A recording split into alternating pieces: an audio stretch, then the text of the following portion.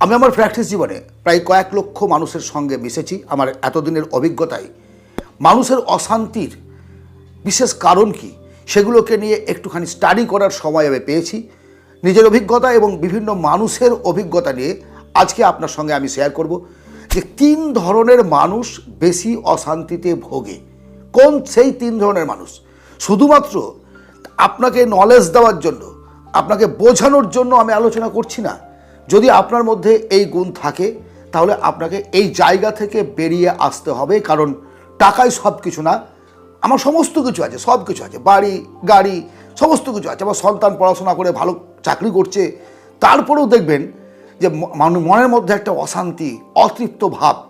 এই অশান্তি থেকে বেরিয়ে আসতে গেলে 3 শ্রেণীর মানুষের চরিত্রটাকে আপনাকে ত্যাগ করতে হবে, তাহলে আপনি বেরিয়ে আসতে পারবেন। প্রথম শ্রেণীর মানুষ দেখবেন অন্যকে সব সময় নিয়ন্ত্রণ করতে চায়।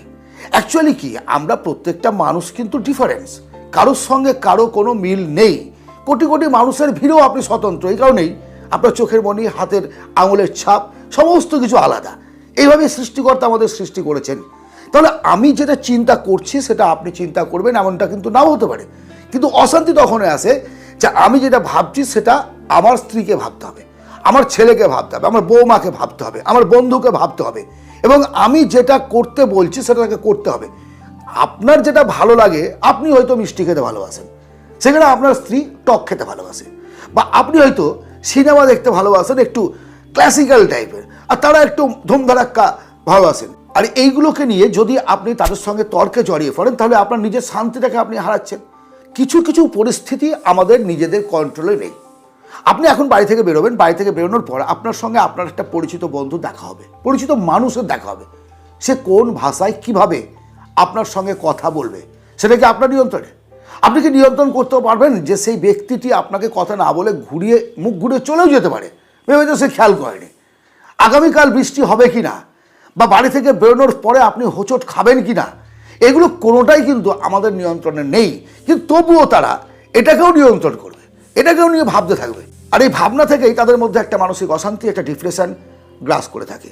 দ্বিতীয় শ্রেণীর মানুষ, এই মানুষগুলোকেও আপনি চেনেন বা জানেন বা আপনি দেখেছেন। এরা সবসময় অতীত এবং ভবিষ্যৎ এই দুটো বিষয়কে নিয়ে এত ব্যস্ত থাকে যে তারা কখনোই ভেবে উঠতে পারে না যে বর্তমান বলে একটা সময় আছে। অতীতের ফেলে আসা দিন, অতীতের স্মৃতি, সে দুঃখের হোক বা আনন্দের হোক, সেই জায়গায় সে পড়ে থাকবে, আমার এই ছিল না, আমার এই থাকলে হতো, এই ইত্যাদি ইত্যাদি। আবার ভবিষ্যৎ নিয়ে একটা ওভার থিঙ্কিং, ওভার চিন্তা, বেশি চিন্তা। দেখুন, আজকে আপনি যেভাবে কাজ করছেন সেভাবেই কিন্তু আপনার ভবিষ্যৎটা গঠন হবে। অতীত বদলানোর ক্ষমতা আমাদের কারোর জীবনে নেই। আছে কি? আপনি পারবেন আবার 10 বছর 15 বছর পিছিয়ে গিয়ে আপনার জীবনটাকে নতুন করে তৈরি করে নিতে পারবেন না। কিন্তু আজ যদি আপনি সঠিকভাবে নিজেকে তৈরি করতে পারেন, সঠিক সিদ্ধান্ত নিয়ে চলতে পারেন, তাহলে ভবিষ্যৎটা আপনি পরিবর্তন করতে পারবেন, সেটা সম্ভব। কিন্তু আপনি চেষ্টা না করে, কোনো কাজ না করে, বা কাজ করেও আগামী দিনের চিন্তায় এত বেশি নিমজ্জিত যে নিজেকে সময় দিতে পারছেন না, নিজের পরিবারকে সময় দিতে পারছেন না, শুধু টেনশন টেনশন টেনশন, ডিপ্রেশন, রাতে ঘুম হারাম হয়ে যাচ্ছে, তাহলে কী হবে? আপনি কিন্তু সবচেয়ে দুঃখী মানুষে পরিণত হবেন। তৃতীয় শ্রেণীর মানুষ সব সময় দেখবেন নিজেকে অন্যের সঙ্গে তুলনা করবে। নিজের সন্তানের সঙ্গে অন্যের সন্তানের তুলনা, নিজের স্ত্রীর সঙ্গে অন্যের স্ত্রীর তুলনা, নিজের বাবা মায়ের সঙ্গে অন্যের বাবা মায়ের তুলনা।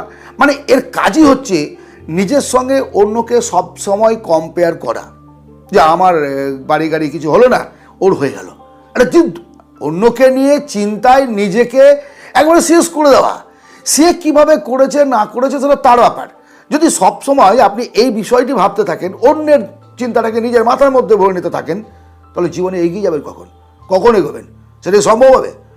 জীবনে যদি সত্যিকারের শান্তি চান, নিজেকে নিজের মতো করে তৈরি করুন, নিজেকে নিজের সঙ্গে কম্পেয়ার করুন, যে আমি গত বছর কেমন ছিলাম, এই বছর কেমন আছি, কালকে কেমন কাজ করেছি, আজকে কেমন করছি।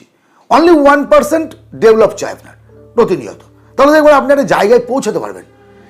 আমরা একটা রেসের মধ্যে চলছি। কিন্তু ধরুন আপনি বাইক নিয়ে যাচ্ছেন, দেখবেন আপনার আগে একজন যাচ্ছে, তাকে আপনি ওভারটেক করলেন, তার মানে এই যে আপনি সবার প্রথমে চলে গেলেন, দেখবেন একটু গিয়ে আরেকজন আপনার সামনে যাচ্ছে, তাকে ওভারটেক করলেন, পারবেন না।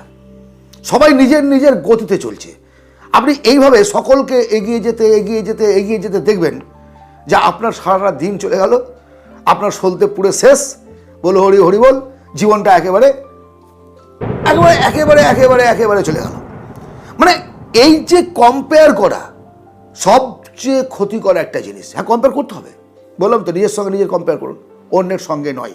আশা করি 3 শ্রেণীর মানুষ সম্পর্কে কিছুটা হলেও অবগত করতে পেরেছি। কেন মানুষ অশান্তিতে ভোগে, অন্যান্য অশান্তি তো আছেই, সেগুলো নিয়ে পরে আলোচনা করবো। আজকে 3টে বিষয় নিয়ে 3 ধরনের মানুষের কথা বললাম।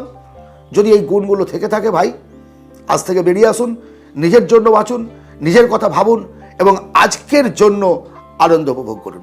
আজ এই পর্যন্তই। আজকের আলোচনা যদি ভালো লাগে অবশ্যই একটা লাইক করবেন, সাবস্ক্রাইব করে সঙ্গে থাকুন। ভালো থাকুন, সুস্থ থাকুন, আনন্দে থাকুন। ধন্যবাদ।